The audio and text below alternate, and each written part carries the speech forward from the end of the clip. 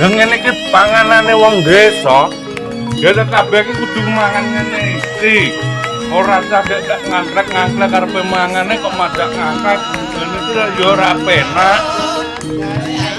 Kaya ya dimanggakne. Aku pasak eneng anu ngene iki. Jatah aku demen ngene iki. Wah, ngene iki wong-wong iki ya padha dimanggakne sing anu yucuk-yucuk ngene iki.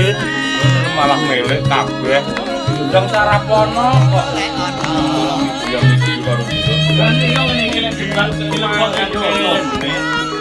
Ngene nek bilang tak sekone tiwul. Mangane me ontel ning masalah. Ya mbok rasane enak banget.